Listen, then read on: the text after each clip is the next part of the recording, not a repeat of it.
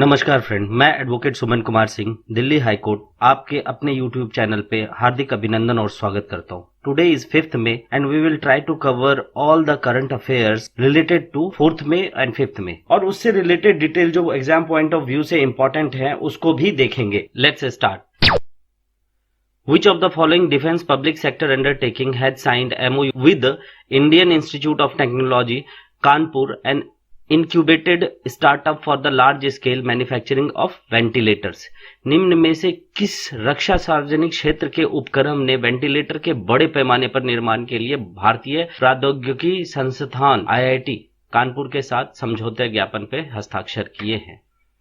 Hindustan Aeronautics Limited, Bharat Electronics Limited, Bharat Dynamics Limited, none.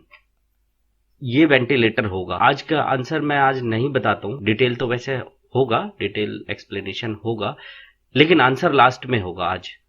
ठीक है, answer कोशिश करिए बताने का, अदरवाइज ठीक नहीं लगा तो आप लोग कमेंट करिएगा, मैं आंसर हैंड टू हैंड साथ के साथ दे दिया करूंगा। ठीक है, वैसे इसका आंसर है भारत डायनामिक्स लिमिटेड। ठीक है, next. Which ministry has launched Garuda portal to fast track approval of COVID-19 related drone operation? किस मंत्रालय ने कोविड-19 संबंधी ड्रोन संचालन के लिए फास्ट ट्रैक अनुमोदन के लिए गरुड़ पोर्टल लॉन्च किया है?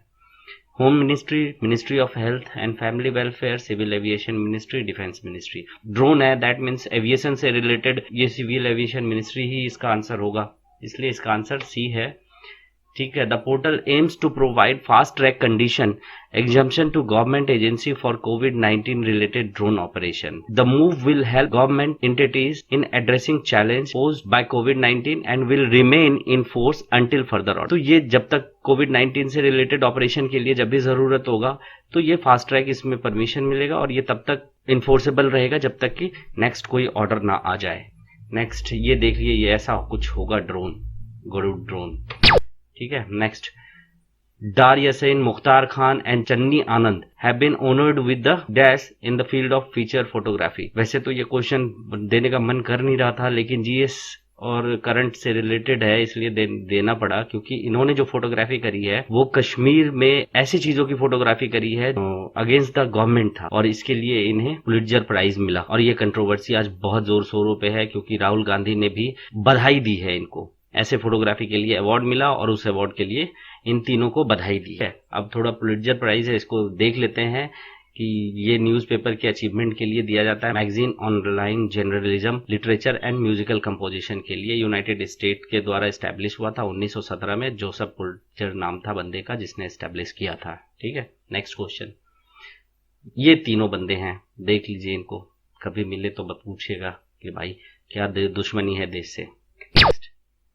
US President Donald Trump has nominated which Indian American lawyer as a representative to the International Bank for Reconstruction and Development IBRD? American राष्ट्रपति डोनाल्ड ट्रंप ने भारतीय अमेरिकी वकील को पुनर्निर्माण और विकास के लिए अंतर्राष्ट्रीय बैंक के प्रतिनिधि के रूप में नामित किया है। नॉमिनेट किया है, दैट मीन्स कंफर्मेशन आ जाएगा, क्योंकि यूएस प्रेसिडेंट ने नॉमिनेट किया है तो ये बहुत कम ही चांस ऐसा होता है कि जब वो नॉमिनेशन अगर प्रेसिडेंट का गया और वो नाम रिजेक्ट हो जाए, तो ये नॉमिनेशन है 100% IBRD के लिए, ये नाम जो है आ जाएगा, रिप्रेजेंटेटिव ये बन जाएंगे। और IBRD जो है पार्ट है जो कि डेवलपमेंट, पॉवर्टी इरेडिक्शन। इसके ऑप्शन देख लेते हैं।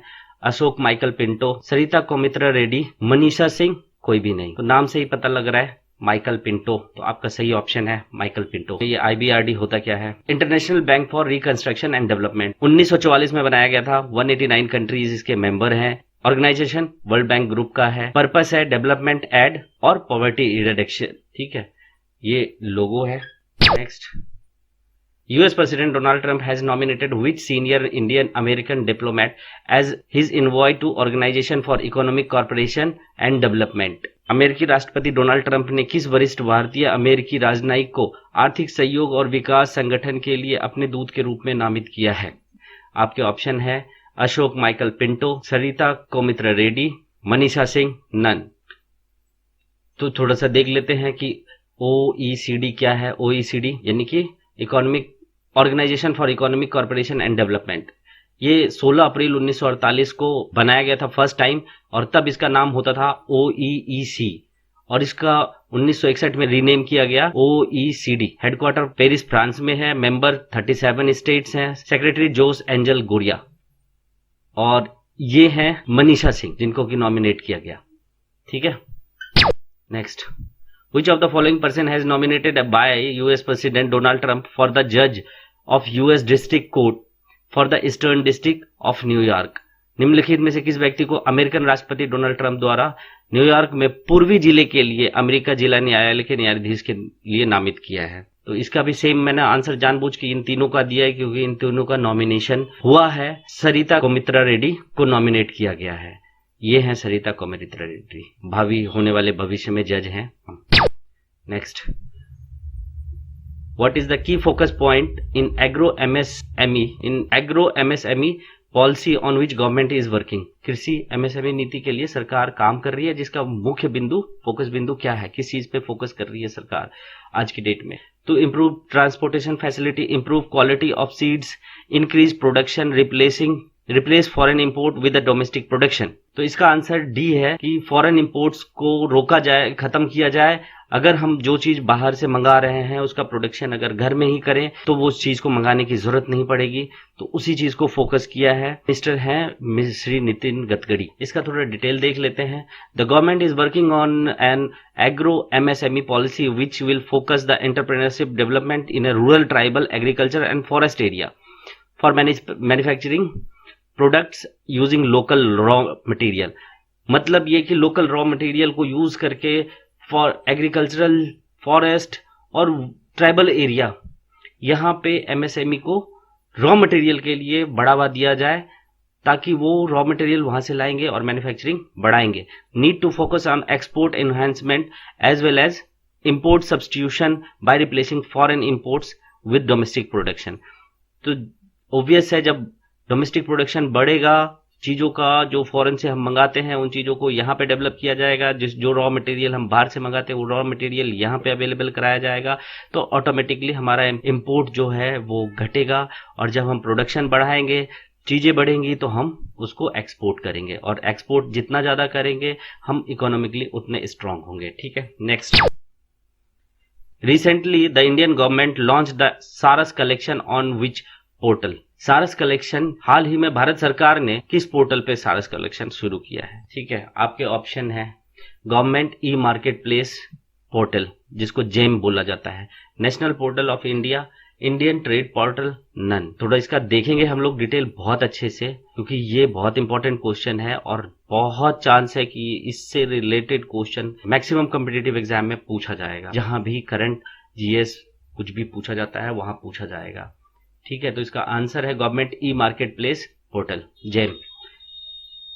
It is a unique initiative by GeM, Deen Dayal Antyodaya Yojana, national rural livelihood mission and ministry of rural development. इन तीनों को मिलाने के बाद ये एक इनिशिएटिव शुरू किया गया है। The Saras collection showcase daily utility product made by rural self help group and aims to provide SHG in the rural area the market access to central and state government buyers. ठीक है, ये एक ऐसा portal बनाया गया है जो जहां की डेली नीड की चीजें बनाई जाएगी और इस पोर्टल पे दिया जाएगा ताकि central and state government buyers वहां से चीजों को खरीद सके। SHG has main initially piloted state of Bihar, Chhattisgarh, Jharkhand, Karnataka, Kerala, Himachal Pradesh, Maharashtra, Orissa, Rajasthan, Uttar Pradesh and West Bengal. इन सारे जगहों से इनिशियली शुरू किया हुआ था ये सेल्फ हेल्प ग्रुप, और आज की डेट में self help group SHG from all the state and union territory will be covered rapidly. आने वाले फेज में बहुत तेजी से पूरे जितने भी स्टेट और यूनियन टेरिटरी हैं सबको कवर करेगा। ठीक है, इसमें एक चीज और इम्पोर्टेंट है कि ये गवर्नमेंट के सारस कलेक्शन में इस तरीके की चीजें होंगी: सारस हैंडीक्राफ्ट, सारस हैंडलूम टेक्सटाइल, सारस ग्रोसरी एंड पेंट्री, सारस ऑफिस एसेसरीज, सारस पर्सनल एंड हाइजीन प्रोडक्ट्स। अब गवर्नमेंट ऑफिस या स्टेट गवर्नमेंट ऑफिस या सेंट्रल गवर्नमेंट ऑफिस के पर्सन को या सेंट्रल गवर्नमेंट ऑफिस के काम के लिए कोई भी इनमें से चीज जो भी अवेलेबल है, अगर वहां वो अवेलेबल है तो गवर्नमेंट ऑफिसेस वहीं से खरीदेगी, कहीं और से नहीं। ये मैंडेटरी है। ठीक है, नेक्स्ट, अब गवर्नमेंट ई मार्केट प्लेस क्या है, थोड़ा ये डिटेल भी देख लेते हैं क्योंकि 100% क्वेश्चन आना ही आना है। GeM is one step national public procurement portal to facilitate online procurement of common use goods and service required by various central and state government department organization public sector undertaking। GeM जो है ये विभिन्न केंद्र सरकार, राज्य सरकार के विभागों, संगठनों, सार्वजनिक क्षेत्र के उपक्रमों द्वारा आवश्यक सामान, उपयोग की वस्तुओं और सेवाओं की ऑनलाइन खरीद की सुविधा के लिए एक stop national public procurement portal है। It was launched in 2016 to bring transparency and efficiency in government buying process. 2016 में इसको लॉन्च किया गया था ताकि गवर्नमेंट जो भी सामान खरीद रही है उसमें ट्रांसपेरेंसी और इफिशियंसी लाने के लिए 2016 में शुरुआत की गई थी। It has been developed by directorate general of supplies and disposals, ministry of commerce and industry with technical support of national e governments. ये इसको डेवलप किया गया था ministry of commerce and industry, उसके अंदर है directorate general of supply and disposal के द्वारा, और टेक्निकल सपोर्ट में नेशनल ई गवर्नमेंट्स का सपोर्ट था। डिवीजन में ministry of electronic and information technology. Procurement of goods and service by ministry and central public sector enterprises is mandatory for goods and services available on GeM. It is also provided tools for e bidding and reserve e auction. यहाँ पर आप बोली लगा सकते हैं, auction हो सकता है ऑनलाइन, ठीक है। It facilitate government user achieve best value for their money. अब अगर वहां पे किसी चीज का ऑक्शन हो रहा है तो आपके प्रोडक्ट की वैल्यू आपको अच्छी मिलेगी हमेशा, क्योंकि बिडिंग यानी कि आपका जो वैल्यू है प्रोडक्ट का वो कम से कम आपको नुकसान ना हो, वहां से बोली शुरू ही होगी तो आपको हमेशा प्रॉफिट ही होगा, ठीक है, जिसका जो भी प्रोडक्ट वहां पे अवेलेबल है। GeM is a completely paperless, cashless and system driven e market place that enable procurement of common use goods and service with a minimal human interface. ये पूरा पेपरलेस, कैशलेस और ई मार्केट प्लेस है। अब चूंकि ये paperless, cashless system है और e commerce है, ई मार्केट प्लेस है, यहाँ पे इंसानों का फिजिकल अपीयरेंस बहुत कम है। कॉमन गुड्स के खरीद बेच के लिए यहाँ पर इंसानों की ज्यादा जरूरत नहीं होती। Next, which institution has collaborated with the Hong Kong firm New Frontier Capital Management to establish global network for venture as well as to create a venture ecosystem।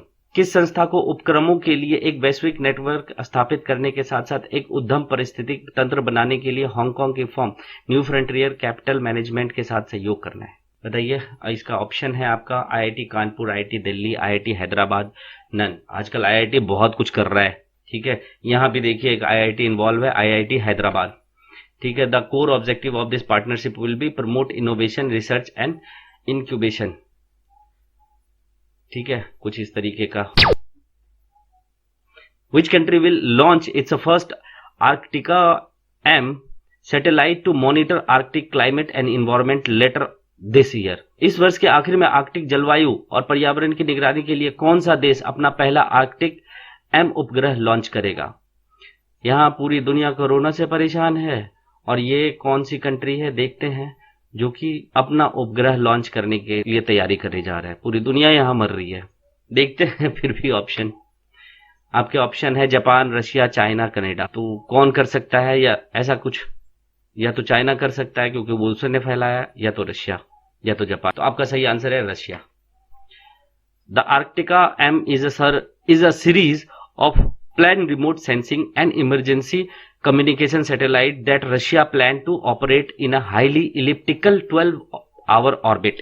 Arktika M नियोजित रिमोट सेंसिंग और आपातकालीन संचार उपग्रहों की एक श्रृंखला है जिसे रूस अत्याधुनिक अंडाकार इलिप्टिकल अंडाकार 12 घंटे की कक्षा में संचालित करने की योजना बना रहा है। The Arctic M satellite are being design to monitor high latitude area of the earth. उपग्रहों के प्रक्षेपण के माध्यम से रूस का उद्देश्य आर्कटिक क्षेत्र के मौसम की स्थिति की निगरानी के लिए समर्पित आर्कटिक एम सैटेलाइट है। ये डिजाइन किया गया है कि अर्थ के बहुत ऊंचाई पे उसको बहुत ऊंचाई को मॉनिटर किया जा सके, ठीक है, कुछ इस तरीके का। तो फ्रेंड आज का सेशन यहीं खत्म करते हैं। नेक्स्ट, आज थोड़ा लेट हो गया, अब मैं 100% कोशिश करूंगा कल हर दिन 11 बजे तक वीडियो डल जाए। नेक्स्ट हमारा पॉलिटिका MCQ विद डिटेल एक्सप्लेनेशन आने वाला है। ठीक है, अगर अच्छा लगता हो तो चैनल को सब्सक्राइब करें, लाइक करें, शेयर करें, और अगर नहीं लगता तो कमेंट में जरूर बताएं क्यों नहीं लगता। Thank you very much.